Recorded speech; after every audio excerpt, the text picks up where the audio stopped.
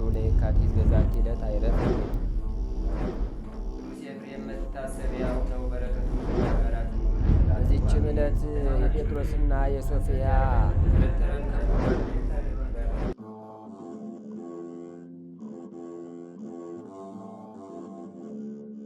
በስማ በወልድ ወመንፈስ ቅዱስ አሐዱ አምላክ አማስሮ ሰሙኑ ለኅዳር በዛቲ ዕለት ኮና ሰማዕተ ቅዱሳት ደናግል አጥራስስ ወዮና።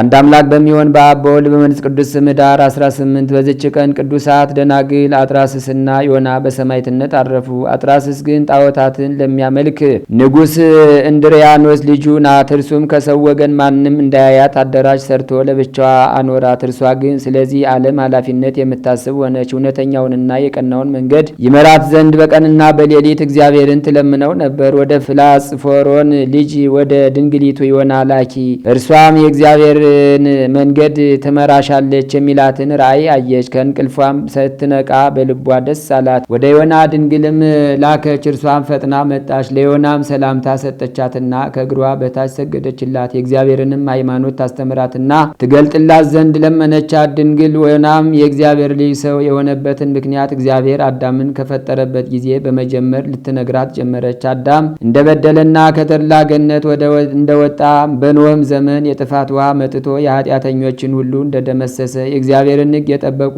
ሰዎች 8 ሰዎች ብቻ እንደቀሩ ከዚህም በኋላ ዳግመኛ ሰዎች በምድር ላይ በበዙ ጊዜ እንደበደሉና ጣዖታትን እንዳመለኩ እግዚአብሔርም ለአብርሃም እንደተገለጠለትና መርጦ ወዳጅ እንዳደረገው ከእርሱም ጋር ቃል ኪዳንን እንዳጸና እስራኤልንም ከግብፅ አገር እንዳወጣቸው የሰውንም ወገን ጠላት ሰይጣንን ከማምለክ ለእርሱም ከመገዛት ያድነው ዘንድ የእግዚአብሔር ልጅ መምጣቱንና ከመቤታችን ከቅድስት ድንግል ማርያም ከስጋዋ ስጋ ከነፍሷ ነፍስ ነስቶ ሰው መሆኑን ነቢያት እንደሰበኩ ነገረቻት። ሁለተኛም ስለከበረ ስሙ መከራ በመቀበል ለሚደክሙ ሰማያዊ ሀብት የዘላለም መንግስትን እግዚአብሔር ስለሚሰጣቸው አስረዳቻት። አጥራስስም የዮናን ትምህርቷን ሰምታ እጅግ ደስ አላት። በሕያው እግዚአብሔር ልጅ በጌታችን ኢየሱስ ክርስቶስም አመነች። እሊህ ደናግልም ሌሊትና ቀን በተጋድሎ ተጠምደው በአንድነት ተቀመጡ። የአጥራስስም አባቷ ይህን አያውቅም። ከሌሎችም በአንዲቱ ጌታችን ኢየሱስ ክርስቶስን አዩት። እናቱን እመቤታችን ቅድስት ድንግል ማርያምንም አዩት። እመቤታችንም ወደ ልጇ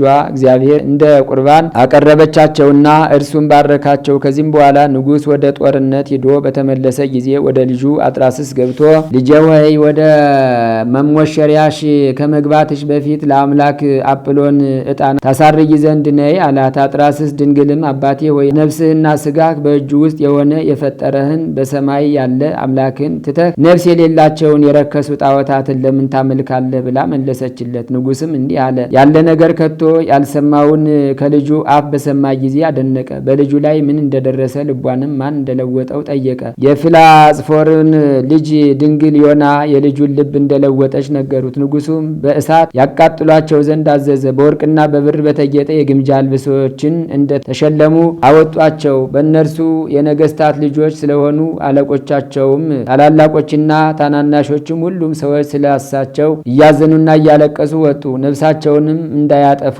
ለንጉሥ ይታዘዙ ዘንድ ለመኗቸው። እነርሱ ግን ከበጎ ምክራቸውም አልተመለሱም። ከዚያም ጊዜ ጉድጓድ ቆፈሩላቸውና በውስጥ እሳትን አነደዱ። ነበልባሉም እጅግ ከፍ ከፍ አለ። ያን ጊዜ አንዷ ከሁለተኛዋ ጋር እጅ ለእጅ ተያይዘው ወደ እሳት ውስጥ ተወረወሩ። ፊታቸውንም ወደ ምስራቅ መልሰው በመቆም ረጅም ጸሎትን ጸለዩ። ከዚህም በኋላ ነፍሳቸውን በእግዚአብሔር እጅ ሰጡ። እሳቱም እንደ ውሃ የቀዘቀዘ ሆነ። ምዕመናንንም ስጋቸውን አነሱ። ተጠጋግተውም ልብሳቸውን ቢሆን ወይም የራሳቸውን ጠጉር እሳት ምንም ምን ሳይነካቸው አገኟቸው። የመከራው ወራት እስኪፈጸም በታላቅ ክብር በአማረ ቦታ አኖሯቸው። ከዚህም በኋላ ቤተ ክርስቲያን ሰርተውላቸው ስጋቸውን በውስጡ አኖሩ። ከእርሳቸውም ታላላቅ የሆኑ ድንቆች ታምራትን ተገለጡ። ለእግዚአብሔር ምስጋና ይሁን። እኛንም በሊ በቅዱሳት ደናግል ጸሎት ይማረን፣ በረከታቸውም ከኛ ጋር ትኑር ለዘላለሙ። ሰላም ለዮና መጽሐፈ ክርስቶስ መጽሐፋ ወአጥራስስ ሱታፋ በእንተ ሃይማኖት ርትዕት ወበእንተ ጽኑ ተስፋ ወበተወርዋ አሐቲ እደካሌታ ሐቂፋ ማእከለ እሳት ህቡረ አይረፋ። በዚችም ዕለት ከአባቶቻችን ከ12ቱ ሐዋርያት አንዱ ቅዱስ ሐዋርያ ፊልጶስ በሰማዕትነት የሞተበት መታሰቢያው ነው። ይህም እንዲህ ነው። ዕጣው ወደ አፍራቅያና ወደ አውራጃዋ ሁሉ በወጣ ጊዜ ክብር ይግባውና በጌታችን በጌታችን ኢየሱስ ክርስቶስ ስም በውስጧ ሰበከ። ልቡናንም የሚያስደነግጥ ድንቆች ታምራቶችንም አደረገ። ክብር ይግባውና በጌታችን ኢየሱስ ክርስቶስ አመኑ። እግዚአብሔርንም ወደ ማወቅ ከመለሳቸው በኋላ ወደ ሌሎች ብዙ አገሮች ወጣ። እያስተማረ ሰዎችን ወደ ሃይማኖት ሲጠራ ኖረ። ከዚህም በኋላ ወደ ሌላ አገር ሂዶ የከበረ ወንጌልን ሰበከላቸው። ብዙዎችም ክብር ይግባውና በጌታችን አመኑ። ያላመኑት ግን ይገድሉት ዘንድ ተማከሩ፣ በንጉሥ ዘንድ ተወዳጅነት ያገኙ ዘንድ። ከዚህም በኋላ ቅዱስ ሐዋርያ ፊልጶስን ይዘው አሰሩ፣ ጽኑ ስቃይንም አሰቃዩት። እርሱም ይሰቀባቸውና ከዘላለም ሕይወት ለምን ትርቃላችሁ? የነፍሳችሁንስ ድህነት ለምን አታስቡም? ይላቸው ነበር። እነርሱ ግን ብዙ ከሰቃዩት በኋላ ዘግዝቀው ሰቀሉት። ነፍሱንም በእግዚአብሔር እጅ ሰጠ። ስጋውንም በእሳት ሊያቃጥሉ በወደዱ ጊዜ የእግዚአብሔር መልአክ ከእጆቻቸው መካከል ነጠቃቸው። እነርሱም ወደ እርሱ እየተመለከቱ ወስዶ ከኢየሩሳሌም አገር ውጭ አግብቶ ሰወረው። ይህንንም ድንቅ ተአምር አይተው ሁሉም በታላቅ ድምፅ የቅዱስ ፊልጶስ አምላክ አንድ ነው እያሉ ጮሁ። አሰቃይተው ስለገደሉትም ተጸጽተው አዘኑ። ክብር ይግባውና በጌታችንም አመኑ። የቅዱስ ሐዋርያ ፊልጶስንም ስጋ ይመልስላቸው ዘንድ ለመኑት። ሰውን የሚወድ ቸር ይቅር ባይ ጌታችንም ልመናቸውን ተቀብሎ የሐዋርያ ፊልጶስን ስጋ መለሰላቸውና እጅግ ደስ አላቸው። ሁሉም ክብር ይግባውና ወደ ጌታችን ኢየሱስ ክርስቶስ የሃይማኖት ገቡ። ከሐዋርያውም ስጋ ታላላቅ የሆኑ ድንቆች ታምራት ተገለጡ። ለእግዚአብሔርም ምስጋና ይሁን፣ እኛንም በአባታችን ሐዋርያ ፊልጶስ ጸሎት ይማረን፣ በረከቱም ከኛ ጋር ትኑር ለዘላለሙ። በዚችም ዕለት ከሮሚ ሀገር ቅዱስ ኤላውጥሮስና እናቱ እንትያ በሰማዕትነት አረፉ። ይህም ቅዱስ እግዚአብሔርን ከሚፈራ አንቂጦስ ከሚባል ኤጲስቆጶስ ዘንድ አደገ። 17 ዓመትም በሆነው ጊዜ ዲቁና ተሾመ። ደግሞ በ18 ዓመቱ ቅስና ተሾመ። ከዚህም በኋላ በ20 ዓመቱ አላሪቆስ ለሚባል አገር ጵጵስና ተሾመ። በዚያም ወራት ንጉሥ እንድሪያኖስ ወደ ሮሚ አገር መጣ። ስለ ኤላውትሮስም ሰምቶ ወደ እርሱ ያመጣው ዘንድ ፊልቅስን አዘዘው። ፊልቅስም በሄደ ጊዜ ቅዱሱን በቤተ ክርስቲያን ውስጥ የእግዚአብሔርን ቃል ሲያስተምር አገኘው። ፊልቅስም ትምህርቱን በሰማ ጊዜ አመነና በክብር ባለቤት በጌታችን ኢየሱስ ክርስቶስ ስም ተጠመቀ። ኤላውትሮስንም ወደ ንጉሥ እንድሪያኖስ ባደረሱት ጊዜ ለአማልክት ተሰዋ፣ አንተ ነጻነት ያለ ስትሆን ለተሰቀለ ሰው ለምን ትገዛለህ? አለው። ኤላውትሮስም ነጻነትማ ሰማይና ምድርን በፈጠረ በጌታ ኢየሱስ ክርስቶስ መስቀል ነው። ንጉሱም መንኮራኩር ካለው የእሳት ማንደጃ ውስጥ ጨምረው እንዲያሰቃዩት አዘዘ። በጨመሩትም ጊዜ እሳቱ ጠፋ፣ መንኮራኩሩም ተቆራረጠ። ንጉሱም አይቶ አደነቀ። የሚያደርገውንም አጥቶ ከወይኒ ቤት ጨመረው። ርግብም ከገነት መብልን አመጣችለት፣ በልቶ ተጠገበ። ሊርቆስ የሚባለውን መኮንን አይቶ በቅዱሱ ኤላውትሮን አምላክ አምኖ በሰማዕትነት ሞተ። የሰማዕትነት አክሊልም ተቀበለ። ከዚህም በኋላ ፈረሶችን አምጥተው በሰረገላ ላይ እንዲጠምዷቸው ቅዱስ ኤላውትሮስንም ከሰረገላው በታች አስረው ሕዋሳቱ እስኪሰነጣጠቁ ፈረሶችን እንዲያስሮጧቸው እንድሪያኖስ አዘዘ። በዚያንም ጊዜ የእግዚአብሔር መልአክ ወረደ፣ በማሰሪያውም ፈትቶ ወደ ከፍተኛ ተራራ ወሰደው። በዚያም እግዚአብሔርን እያመሰገነ ከአራዊት ጋር ተቀመጠ። እንድሪያኖስም አራዊት ያድኑ ዘንድ ወታደሮችን ባዘዘ ጊዜ በዚያ ተራራ ውስጥ ቅዱስ ኤላውትሮስን አገኘው። አግኝተው ከዚያ ወደ ንጉሥ እንድሪያኖስ ወሰዱት። ንጉሱም ለአንበሳ እንዲሰጥ አዘዘ። አንበሶቹም የፊቱን ላብ ጠረጉለትና እግሮቹን ሳሙ። ከዚህም በኋላ ተመልሰው ከአረማውያን 150 ሰው ገደሉ። እንድሪያኖስም አይቶ ቁጣን ተመላ። 2 ወታደሮችን ከአንቴያ እናቱ ጋር በጦር እንዲወጉት አዘዘ። እሷንም ብዙ ካሰቃዩት በኋላ የልጇን አንገት እንዳቀፈች ከእርሱ ጋር ወጓት። ነፍሳቸውንም በእግዚአብሔር እጅ ሰጡ። ለእግዚአብሔር ምስጋና ይሁን፣ እኛንም በሊህ ሰማዕታት ጸሎት ይማረን፣ በረከቱም ከኛ ጋር ትኑር ለዘላለሙ። ሰላም ለፊልጶስ ጽዑረ አባል በመቅሰፍት ወለኤላውትሮስ ርጉዝ በብልሃ ኩናት ምስለ እንትያ እባ ከመተር ወገነት ያሩጸኒ መዓዛሆም ወጼናሆም እፍረት ለዝህ ሐዋርያ ወለዝህ ሰማዕት። በዚችም ቀን የየዋህ አትናቴዎስ የዕረፍቱ መታሰቢያ ነው። በረከቱም ከኛ ጋር ትኑር ለዘላለሙ። ለእግዚአብሔር ናአኩቶ በእንቲያ ከመቅድመ ወናተሉ ካይበ ለሄሮትከ ሰላም አትናቴዎስ የዋህ እንተ ይተአምር ቂመ መብትው እንበይነዚ ይሰመዩ ከስመ ስቴ ሰናየ ወእክለ ጥዑመ። አንድ አምላክ በሚሆን በአብ በወልድ በመንፈስ ቅዱስ ስም ኅዳር 19 በዚች ቀን ሩጻፋ በሚባል ሀገር የሰማዕት ሰርጊስ ቤተ ክርስቲያን የከበረችበት ነው። በዚችም ዕለት የሮም አፍሪንጊ፣ የሶሪያ፣ የአርማንያ ክርስቲያን ከግብፅ ከኢትዮጵያና ከኖባ በቀር የስብከተ ጌና ጾምን የሚጀምሩበት ነው። ለእግዚአብሔር ምስጋና ይሁን። በዚችም ዕለት ጌቶቻችን ከሆኑ ከ12 ሐዋርያት የአንዱ የቅዱስ ሐዋርያ በርተሎሜዎስ መታሰቢያው ነው። ደግሞ ምሎሃ በሚባል አገር አስተምሮ ብዙዎችን እግዚአብሔርን ወደ ማወቅ ለመለሰበት መታሰቢያው ነው። ለእግዚአብሔር ምስጋና ይሁን፣ በረከቱም ከኛ ጋር ትኑር ለዘላለሙ። በዚችም ዕለት ቅዱስ ቴዎፍሎስ ከሚስቱ ጰጥሪቃ ከ5 ወር ልጅም ከደማሊስ ጋር ጋር በሰማዕትነት አረፉ። ዛቅረብኩ ማይሌታ ዘኪርያ ይላፈም ለተጸምዱ ከዘልፈ ለላ አነብብ ተወከብ ዘንዴቴ መጽሐፈን ተረሰይ ከግዚኦ ጸዲቀ መበለት ወኩፈ መላ አቡ ቡላን ዘተርፈ ነቢያት ቅዱሳን ሐዋርያት ሰባኪያን ሰማዕት ወጻድቃን ወመላእክት ጉሃን ደናግል አዲ ወመነኮሳት ሄራን ባርኩ ጉባኤ ዛቲ መካን እስከ አረጋዊ ሊቆነው ስጻለ ዘጻፎ በክርታስ ወለዛ ጻፎን ዘይደርስ ወለዛ አንሞቦ ለዘተርጎሞ በልሳን አዲስ ወለዘ ሰማ ቃሎ በዝነ መንፈስ በጸሎተሙ ማርያም አራቂተ ኩሉም ባይ ስቡረ የማሐረነ ኢየሱስ ክርስቶስ ተአምር ዘገብረ እግዚእነ ወአምላክነ ወመድኃኒነ ኢየሱስ ክርስቶስ ሳህሉ ወምሕረቱ ያሉ ምስለ ኩልነ ህዝበ ክርስቲያን ለዓለም ዓለም አሜን። ቅርታውና ቸርነቱ ለዘላለም በእውነት ለሁላችን ይደርና ጌታችንና አምላካችን መድኃኒታችን ኢየሱስ ክርስቶስ ያደረገው ተአምር ነው። በዚያን ጊዜ የእግዚአብሔር መልአክ ለፊልጶስ ተገልጾ ከኢየሩሳሌም ወደ ጋዛ የሚያወርደውን መንገድ ይዘ ተጓዝ ብሎ ቀትር በሆነ ጊዜ አዘዘው። ፊልጶስም የጋዛን መንገድ ይዞ ሲጓዝ የኢትዮጵያ ንግሥት የምትሆን ህንደኬ በጅሮንድ የነበረ ሊሰግድ ወደ ኢየሩሳሌም ሄዶ ነበርና ከዚያ ሲመለስ በሰረገላው ተቀምጦ መጽሐፈ ኢሳይያስን እያነበበ ሲሄድ አገኘው። መንፈስ ቅዱስም ፊልጶስን ይህንን በሰረገላ ላይ የተቀመጠ ሰው ፈጥነ ተከተለው አለው። ፊልጶስም ወደ ሰረገላው ቀርቦ ኢትዮጵያዊ ጃንደረባ መጽሐፈ ኢሳይያስን ሲያነብ በሰማ ጊዜ ይህን የምታነበውን በእውነቱ ትርጉሙን ታውቀዋለህን ብሎ ጠየቀው። ኢትዮጵያዊ ጃንደረባ ግን የሚያስተምረኝና የሚያስረዳኝ ሳይኖር እንደምን ለማወቅ እችላለሁ? አሁንም ፈቃድ ቢሆን ወደ ሰረገላው ወጥተህ ከእኔ ጋር ተቀመጥና ትርጓሜውን አስረዳኝ አለው። ያነበው የነበረ የመጽሐፍ ቅዱስ ቃልም ይህ ነበር። እንደ በግ ወደ መታረድ ተነዳ። የበግ ጠቦት በሸላቾቹ ፊት ዝም እንዲል እንዲሁ አፉን አልከፈተም። በውርደቱ ፍርዱ ተወገደ። ሕይወቱን ከምድር ተቆርጣለችና ትውልድንስ ማን ይናገርለታል? ኢትዮጵያዊ ጃንደረባም ወደ ፊልጶስ መለስ ብሎ ነብዩ ይህን የተናገረው ስለማን ነው? ስለ ራሱ ነውን ወይስ ስለሌላ? እባክህን ትነግረኝ ዘንድ እማጸናለሁ አለው። ፊልጶስም ወደ ሰረገላው ወጥቶ በአንድነት ከተቀመጡ በኋላ ኢትዮጵያዊ ጃንደረባ የሚያነበው የኢሳይያስ መጽሐፍና ሌላውንም ስለ ጌታ ኢየሱስ ክርስቶስ የተናገረውን ትንቢትና የተጻፈውን ሁሉ እየተረጎመ አስረዳውና በጌታ በኢየሱስ ክርስቶስ ስም አሳመነው። እየተረጎመለትም ሲሄዱ ውሃ ካለበት ደረሱ።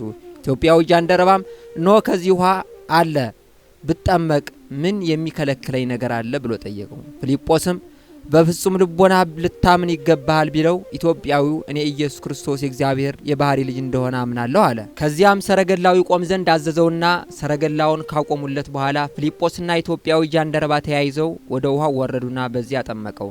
ከውሃውም ከወጡ በኋላ ፊልጶስን የእግዚአብሔር መንፈስ ነጥቆ ወሰደውና ያም ኢትዮጵያዊ ጃንደረባ ከዚያ ቀን ጀምሮ ፊልጶስን አላየውም። እርሱ ግን ደስ እያለውና እግዚአብሔርን እያመሰገነ ወደ ኢትዮጵያ ተመልሶ ገባ።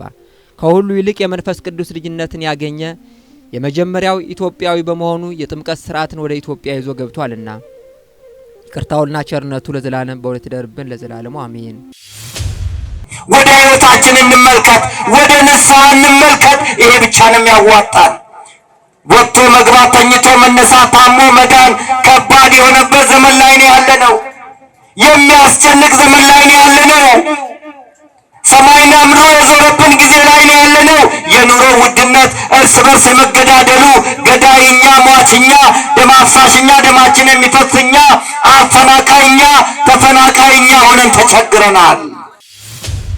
የዘጠኙ ቅዱሳን መሸሻ ኢትዮጵያ፣ የነ ገብረ መንፈስ ቅዱስ መምጫ ኢትዮጵያ፣ የነ ተክለ ሃይማኖት ሀገር ኢትዮጵያ፣ የነ ክርስቶስ ሰምራ ሀገር ኢትዮጵያ፣ የነ ወለተ ጴጥሮስ የነ ፍቅርተ ክርስቶስ ሀገር ኢትዮጵያ አኬልዳማ ሆነች። ለምን? እኛ እግዚአብሔርን መመልከት ትተን አሜሪካንን ተመለከትን፣ አውሮፓን ተመለከትን፣ ሩሲያን ተመለከትን።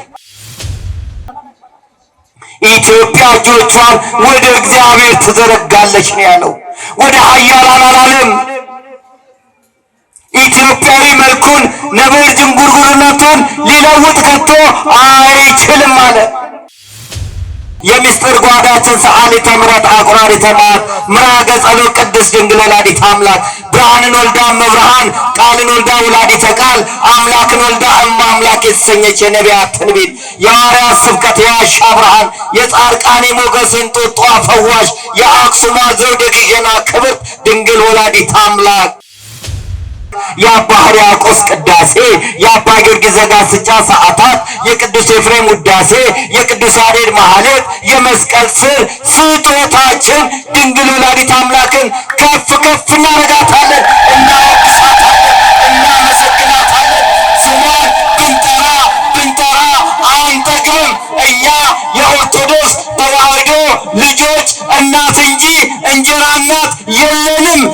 በመስቀል ስር የተሰጠችንን ድንግል ወላዲተ አምላክን እንመለከታታለን። ወደ እርሷ ተመልከት። እስቲ ይህን ቃል ሁላችሁም በሉ፣ ወደኛ ተመልከት። የሐዋርያት ሥራ ምዕራፍ 3 ቁጥር 4 ላይ ያለ ቃል ነው። ይህን ቃል የተናገረ ሊቀ ሐዋርያት ቅዱስ ጴጥሮስ ነው።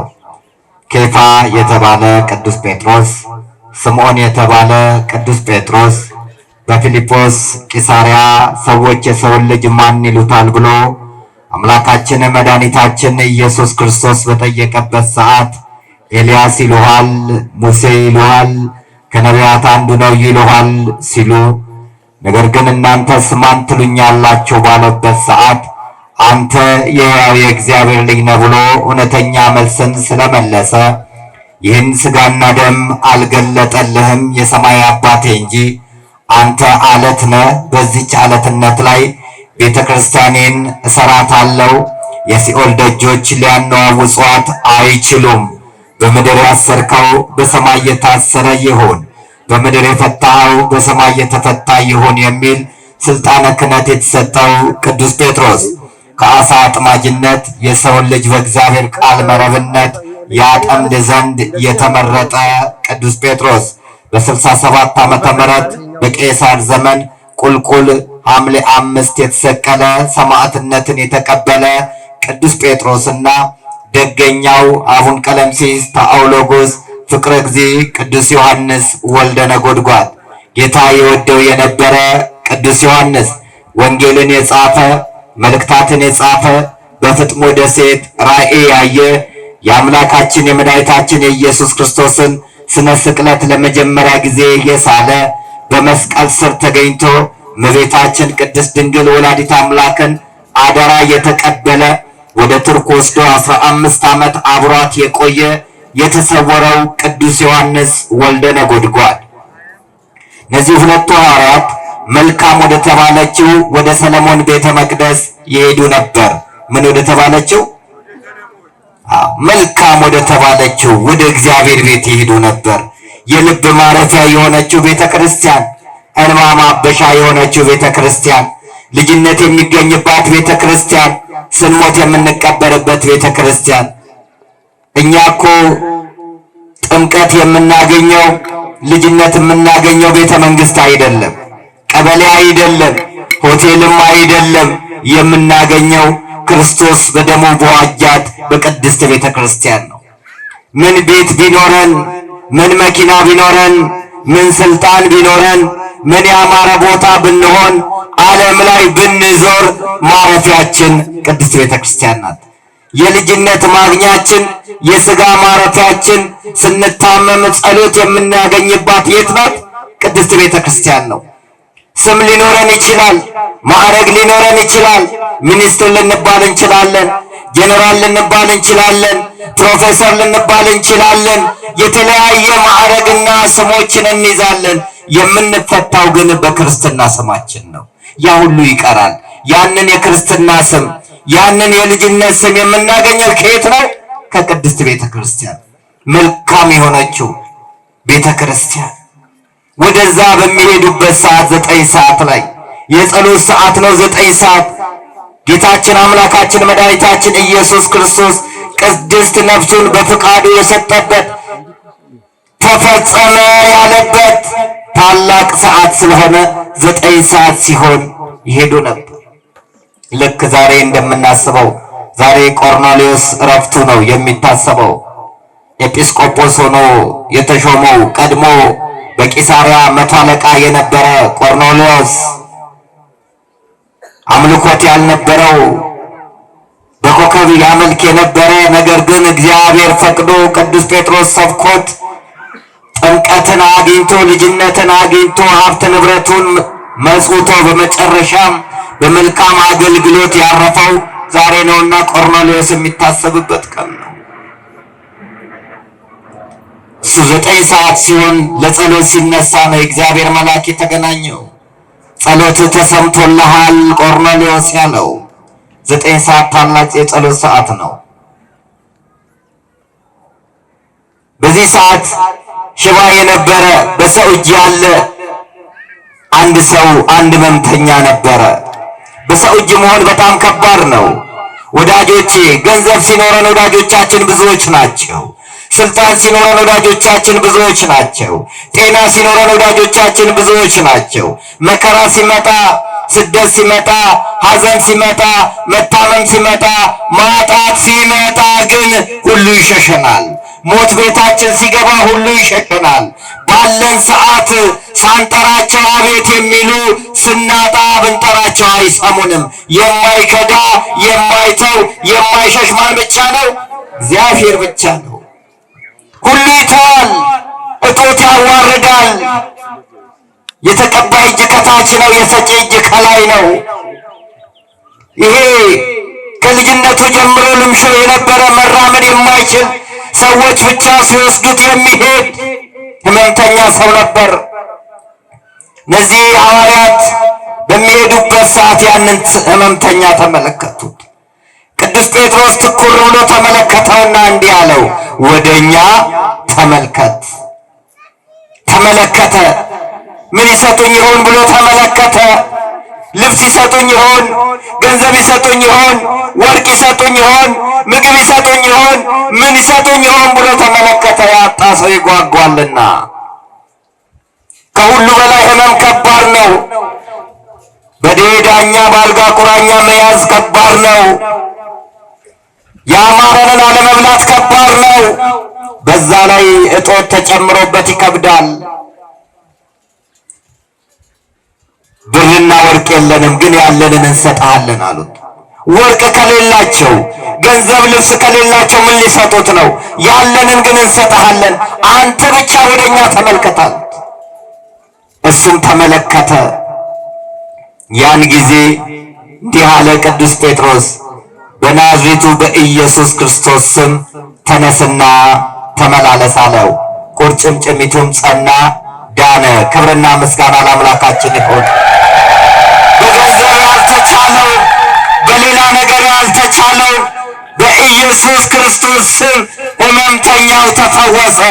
ለሕመምተኛው መፈወስ ሕመምተኛው ራሱ ወደ እነርሱ መመልከቱ ነው። እያመሰገነ ወደ ቤተ መቅደስ መጣ። ብዙዎቻችን እኮ ስናጣ ስንቸገር የማንሳለው ስለት የለም። ስናገኝ ግን ምን ነበር የተሳልኩት እንላለን። ታሞ የተነሳ አምላኩን ረሳ። በጭንቅ ሰዓት አዳዲስ ታቦታት እንኳን ሳንፈጥር አንቀርም። ሲሞላልን ግን የለንም። ልጅ ስናጣ እንማጸናለን፣ ስናገኝ የለንም። ስራ ስናጣ እንማጸናለን፣ ስናገኝ የለንም። ወደ ውጭ ሀገር ለመውጣት ስንል እንማጸናለን፣ ስንወጣ የለንም። የሰጠንን አምላክን ዘነጋ ነው። ሕይወት የሰጠንን፣ ትዳር የሰጠንን፣ ልጅ የሰጠንን፣ ሕይወት ያቆየንን አምላክ ዘነጋ ነው። ወደ እሱ እንመልከት። መጀመሪያ ወደ ቀራንዮ እንመልከት። በሥርዓተ ቅዳሴ ጊዜ ዲያቆኑ እንዲህ ይላል፣ የተቀመጣችሁ ተነሱ። ለመሆኑ ሥርዓተ ቅዳሴ ላይ ተቀመጡ የሚል ሕግ አለ እንዴ? ሁለት ጊዜ ብቻ እኮ ነው የሚሰገደው። ራሱ እኛ በምክንያት እንሰግዳለን ስለሚደክመን። አባቶቻችን እና አቡነ ተክለ ሃይማኖት 22 ዓመት በሁለት እግራቸው፣ 7 ዓመት በአንድ እግራቸው፣ 29 ዓመት ቆመው ጸለዩ ይላል። እኛ 2 ሰዓት ለመቆም መቋሚያ ይዘንም አልቻለም። ወገባችን ይንቀጠቀጣል። የተቀመጣችሁ ተነሱ ማለት በኃጢአት ወንበር ላይ፣ በበደል ወንበር ላይ፣ በክፋት ወንበር ላይ፣ በተንኮል ወንበር ላይ፣ በዘረኝነት ወንበር ላይ የተቀመጣችሁ ተጸጸቱ ማለት ነው። ሕሊናችሁን አቅሉ። ተቀብቶኝ አይደለም ቤተ መቅደስ የመጣሁት ብላችሁ ራሳችሁን አስቡ ማለት ነው። ከዛም ዲያቆኑ ምን ይላል? ወደ ምስራቅ ተመልከቱ ይላል። ግማሾቻችን እንሳለማለን። ወደ ምስራቅ ተመልከቱ ማለት ቀራንዮን ተመልከቱ። ጌታችን አምላካችን መድኃኒታችን ኢየሱስ ክርስቶስ ደሙን ያፈሰሰውን ሥጋውን የቆረሰውን ተመልከቱ። ሳዶር፣ አላዶር፣ ዳናት፣ አዴራ፣ ሮዳስ የሚባለው 5ቱ ቅንዋተ መስቀል መቸንከሩን ተመልከቱ። 6666 ጊዜ መገረፉን ተመልከቱ። የማይሞተው መሞቱን ተመልከቱ። አዳምን የፈጠሩ እጆች ወየው በመስቀል ቅንዋት ተቸነከሩ። በገነት የተመላለሱ እግሮች ወየው በመስቀል ቅንዋት ተቸነከሩ። የምትወዱት አልቅሱለት እንዳለ ዮሐንስ አፈወርቅ በቅዳሴው። የጌቶች ጌታ የአማልክት አምላክ የነገስታት ንጉሥ የጠቢባን ጠቢብ የኃያላን ኃያል ስሙ ጽድቅ የሆነ ኢየሱስ ክርስቶስ ያለ በደሉ በደለኛ ያለ ኃጢአቱ ኃጢአተኛ ሽባ ስለተረተረ ዓይነ ስውር ስላበራ ጎባጣ ስላቀና ለምጻምን ስላነጻ ምውት ስላስነሳ እንባ ስላበሰ ታሪክ ስለቀየረ በቀራንዮ አደባባይ ተሰቀለ።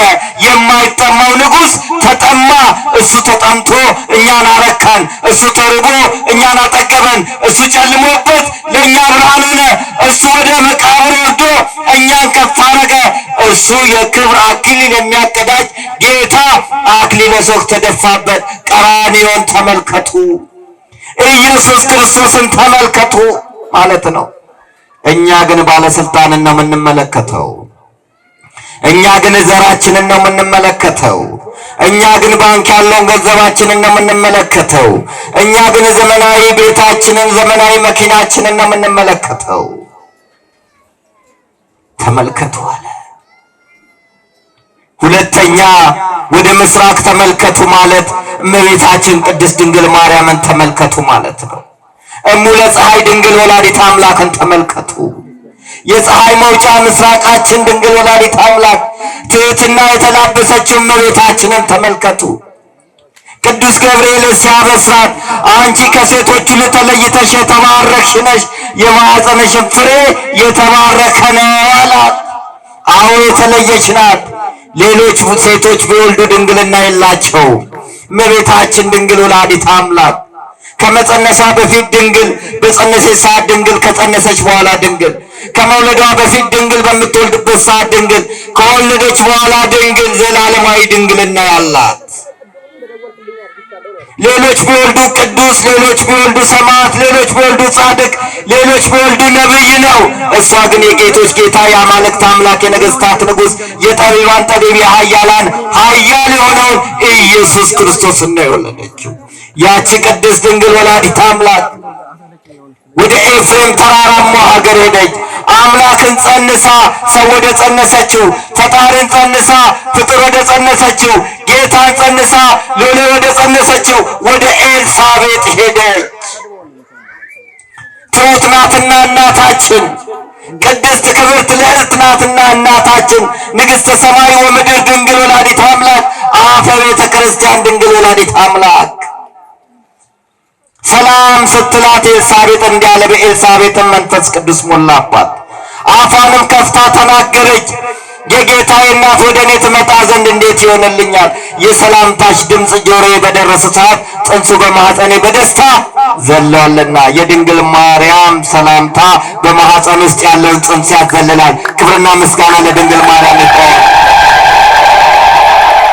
የአሚናዳብ ሰረገላ የኢያሱ ምስክሮን የሳሙኤል የሽቶ ሙዳይ አምባ መጠጊያችን መሸጋገሪያ ምርኩዛችን የገነት በር መግቢያችን የምስጢር ጓዳችን ሰዓሊተ ምሕረት አቁራሪተ መዓት ምራገ ጸሎት ቅድስት ድንግል ወላዲተ አምላክ ብርሃንን ወልዳ እመብርሃን ቃልን ወልዳ ወላዲተ ቃል አምላክን ወልዳ እመ አምላክ የተሰኘች የነቢያት ትንቢት የሐዋርያት ስብከት የዋሻ ብርሃን የጻድቃኔ ሞገስ እንጦጦ ፈዋሽ የአክሱማ ዘውድ የግሸና ክብርት ድንግል ወላዲተ አምላክ የአባ ሕርያቆስ ቅዳሴ የአባ ጊዮርጊስ ዘጋስጫ ሰዓታት የቅዱስ ኤፍሬም ውዳሴ የቅዱስ ያሬድ ማህሌት የመስቀል ስር ስጦታችን ድንግል ወላዲተ አምላክን ከፍ ከፍ እናረጋታለን፣ እናወድሳታለን፣ እናመሰግናታለን።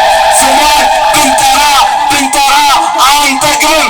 እኛ የኦርቶዶክስ ተዋሕዶ ልጆች እናት እንጂ እንጀራ እናት የለንም። በመስቀል ስር የተሰጠችንን ድንግል ወላዲተ አምላክን እንመለከታታለን። ወደ እርሷ ተመልከት።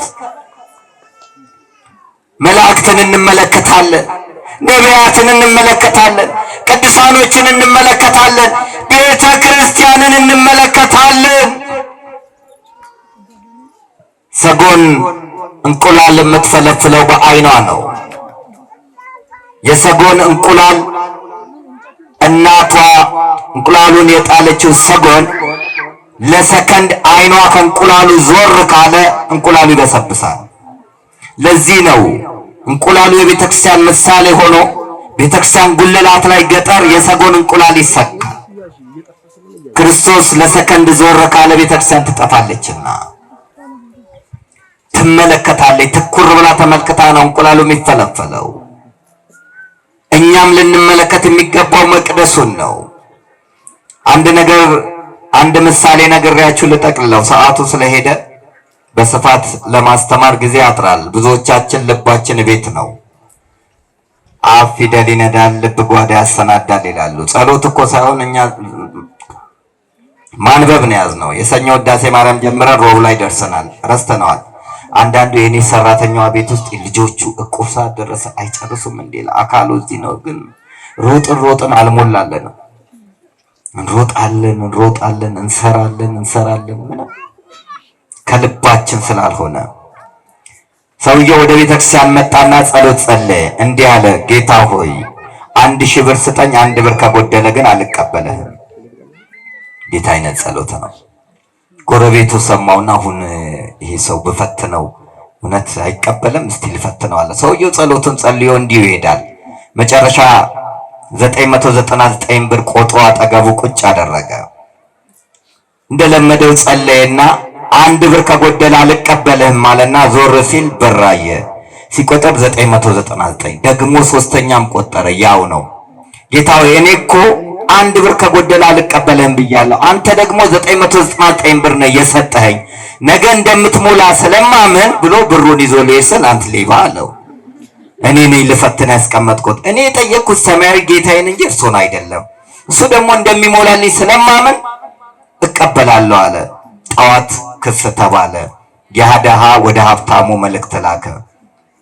እርሱ ሀብታም ሆነው በቅሎ ላይ ተቀምጠው እኔ ያለ በቅሎ እርሶ ካባ ለብሰው እኔ ያለ ካባ ብንከራከር ለስሙ ጥሩ ስላልሆነ በቅሎና ካባ ላኩልኝና እንከራከራለን። ሀብታምና ባለስልጣን ለስሙ ነው የሚጨነቀው። ላከለት ከሳሽ። እንግዲህ ይህ ሰው እንዲህ ብሎ ጸለየ፣ 1000 ብር ስጠኝ፣ 1 ብር ከጎደለ ግን አልቀበልህም አለ። እኔም ልፈትነው አስቀመጥኩኝ፣ የኔም ብር ወሰደ ተከሳሽ። እኚህን ሰው ሳቃቸው። ክቡር ፍርድ ቤት ጤነኛ ነበሩ። ከተወሰነ ጊዜ በኋላ ግን ሳያማቸው አይቀርም። አሁን እኮ የተቀመጥኩበትንም በቅሎ የኔ ነው ይላሉ። ታዲያ የማን ነው አላልኩም? የለበስኩትንም ካባ የኔ ነው ይላሉ እኮ የኔ ነው። ዳኛው እርሱ እውነትም ታሟል ሂዱ አለ። እግዚአብሔር የጎደለለትን ሞላ አልሞላም? ለዚህ ነው ቅዱስ ዳዊት እንዲህ አለ፣ እግዚአብሔርን አንዲት ነገር ለመንኩት እርሷንም እሻለሁ፣ ለዘላለም በቤቱ እኖር ዘንድ መቅደሱንም እመለከት ዘንድ አለ። ማንን መመልከት? መቅደሱን መመልከት ያስፈልጋል። አንዲት ነገር ለምኑት፣ ጌታ ሆይ ፍጻሜን አሳምርልኝ።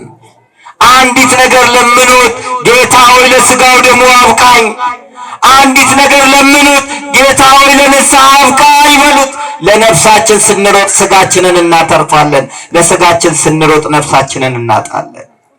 ብዙ ስለቶች ገብተው ተናግረናል። ውጭ እንድወጣ ተስዬ ነበረ ተሳካልኝ እልል በሉ ተብሏል። ታምሜ ነበረ ድኛለሁ እልል በሉ ተብሏል። ስራ ፈልጌ ነበር አግኝቻለሁ ተብሏል። ግን ንስሐ እንድገባ ተስዬ ነበረ እልል በሉ ተብሎ ተሰምታችሁ ይሆን? ስጋው ደግሞ እንድቀበል ተስዬ ነበረ፣ ከተጣላሁት እንድታረቅ ተስዬ ነበረ ብለናል ወይ? ከከሌ ጋር ከምታረቅ እናት ያጥንት ሾኮ ነው ይውጋኝ እያለን መተን በደላችንን ይቅር በለን እንላለን። ሐሜት አይሆንብኝና እያለን እያማን በደላችንን ይቅር በለን። ሙቶ ቃሻ አድርገኝ እያለን እየወቀስን በደላችንን ይቅር በለን። ቂም ይዞ ጸሎት፣ ሳር ይዞ ስርቆት ይቻላል። ብዙ ጊዜ ጾመናል። 7ቱን የሕግ አጽዋማት ጾመናል። የፍቃድ ጾም የጽጌን ጾመናል። ጳጉሜንም ጾመናል። ግን ስንት ጊዜ ንስሐ ገብተናል? ብዙ ጊዜ ቤተ መቅደስ መተን አስቀድሰናል። መልካም ነው፣ ለቅዳሴ ጸበል እንጋፋለን። ስጋው ደሙ ላይ የታለን? የክርስቶስ ስጋና ደም የሕፃናት ወተት የአዛውንቶች ፍትፍት ነው ወይ? ስንት ጊዜ ቆርበናል? ንስሐ አባት አለን ወይ? አንገታችን ላይ ክር አለ። ክርስትና ስማችንን አውቀነዋል። እስቲ ራሳችንን እንጠይቅ። እባካችሁ እንመለስ። ያለፈው ዘመን ይበቃናል። በዘረኝነት የተጋደልንበት ያለፈው ዘመን ይበቃናል። በስካር በአመት በተንኮል በዘፈን ያሳለፍንበት ዘመን ይበቃናል። አሁን ወደ ቤተክርስቲያን እንመልከት። ወደ ሕይወታችን እንመልከት። ወደ ንስሐ እንመልከት። ይሄ ብቻ ነው የሚያዋጣን። ወጥቶ መግባት፣ ተኝቶ መነሳት፣ ታሞ መዳን ከባድ የሆነበት ዘመን ላይ ነው ያለነው። የሚያስጨንቅ ዘመን ላይ ነው ያለነው። ሰማይና ምድሩ የዞረብን ጊዜ ላይ ነው ያለነው። የኑሮ ውድነት፣ እርስ በርስ የመገዳደሉ ገዳይኛ፣ ሟችኛ፣ ደም አፍሳሽኛ፣ ደማችን የሚፈስኛ፣ አፈናቃይኛ፣ ተፈናቃይኛ ሆነን ተቸግረናል። ይህ አልነበረም ለኛ። የዘጠኙ ቅዱሳን መሸሻ ኢትዮጵያ፣ የነ ገብረ መንፈስ ቅዱስ መምጫ ኢትዮጵያ፣ የነ ተክለ ሃይማኖት ሀገር ኢትዮጵያ፣ የነ ክርስቶስ ሰምራ ሀገር ኢትዮጵያ፣ የነ ወለተ ጴጥሮስ የነ ፍቅርተ ክርስቶስ ሀገር ኢትዮጵያ አኬልዳማ ሆነች። ለምን? እኛ እግዚአብሔርን መመልከት ትተን አሜሪካንን ተመለከትን፣ አውሮፓን ተመለከትን፣ ሩሲያን ተመለከትን። ኢትዮጵያ እጆቿን ወደ እግዚአብሔር ትዘረጋለች ነው ያለው። ወደ ኃያላን አላለም። ኢትዮጵያዊ መልኩን ነብር ጅንጉርጉርነቱን ሊለውጥ ከቶ አይችልም አለ። ከዘረኝነት እንውጣ፣ ከክፋት እንውጣ፣ ከተንኮል እንውጣ፣ ከሐሜት እንውጣ፣ ከስካር እንውጣ፣ ከመገዳደል እንውጣ። እባካችሁ ያለፈው ዘመን ይበቃናል። ወደ እግዚአብሔር ብቻ እንመለስ። እሱን እንመልከት። ያኔ ሰላም ይኖራል። ያኔ በረከት ይኖራል። ሕፃናቶች እንደ ቅጠል አይረግፉም። አዛውንቶች ጧሪ ቀባሪ አያጡም። እኛ ምልከታችን ወደ ሌላ ስለሆነ እኮ ነው በደሉ ይበዛብን፣ መከራው ይበዛብን። እግዚአብሔር ስለ ድንግል ማርያም ብሎ ይቅር ይበለን። አምላካችን ኢየሱስ ክርስቶስ የሰማነውን በዝን ልቡናችን ይጻፍብን፣ ከቅዱሳን ረድኤት በረከት ያሳትፈን፣ ሰላም ቀን ያውለን፣ በዓሉን የበረከት በዓል ያድርግልን። አምላካችን ቅድስት ተዋሕዶ ሃይማኖታችን አስፋልን፣ ምእመናንን በሃይማኖት አበርታልን። የሰላም አምላክ ሰላምን ስጠን። ቀኑን ባርከ ቀድሰ በሰላም አውለን። አቡነ ዘበሰማያት ይትቀደስ ስምከ ትምጻእ መንግሥትከ ወይኩን ፈቃድከ በከመ በሰማይ ከማሁ በምድር ሲሳየነ ዘለለ ዕለትነ ሀበነ ዮም ወኅድግ ለነ አበሳነ ወጌጋየነ ከመ ንሕነኒ ንኅድግ ለዘአበሰ ለነ ኢታብአነ እግዚኦ ውስተ መንሱት አላ አድኅነነ ወባልሐነ እምኩሉ እኩይ እስመ ዚአከ ይእቲ መንግሥት ኃይል ወስብሐት ለዓለመ ዓለም። በሰላመ ቅዱስ ገብርኤል መልአክ ኦ እግዝእትየ ማርያም ሰላም ለኪ ድንግል በሕሊናኪ ወድንግል በሥጋኪ እመ እግዚአብሔር ጸባኦት ሰላም ለኪ ቡሩክት አንቲ እምአንስት ወቡሩክ ፍሬ ከርሥኪ ተፈሥሒ ፍሥሕት ኦ ምልዕተ ጸጋ እግዚአብሔር ምስሌኪ ሰአሊ በጸልይ ምህረታ በፍቅር ወልኪ ኢየሱስ ክርስቶስ ከመ ይሥራይ ለነ ኃጣውኢነ ተማኅፀነ ብኪ ኦ ተወካፌ ንስሐ ወሰራይ ኃጢአት ኢየሱስ ክርስቶስ ስረይ ኃጢአትየ ወኃጢአተ ኩሉ ሕዝብ ከማይሠራ ኃጢአት እግዚአብሔር ይፍታ። ንቁ ሚዲያ ለተመልካቾቹ ከሚያደርሳቸው ዕለታዊ ሳምንታዊና ወርሃዊ ዝግጅቶች መካከል የየዕለቱን ስንክሳር ወርሃዊና ዓመታዊ የቅዱሳን ገላትና ድርሳናትን በኢትዮ ማህበር የዩቲዩብ ቻናል ያቀርባል። የየዕለቱን ስንክሳር ባሉበት ሆነው በማድመጥ እንዲሁም ወርሃዊና ዓመታዊ የቅዱሳንን ዜና ሕይወታቸውን በማድመጥ ከቅዱሳኑ በረከትና ረድኤት እንዲያገኙ ንቁ ሚዲያ የሁል ጊዜ ምኞቱ ነው። በየዕለቱ የሚለቀቁ ዜና ቅዱሳንን ላይክ፣ ሼርና ሰብስክራይብ በማድረግ አገልግሎቱን ይደግፉ። ንቁ ሚዲያ ርቱ የቤተ ክርስቲያን ልሳን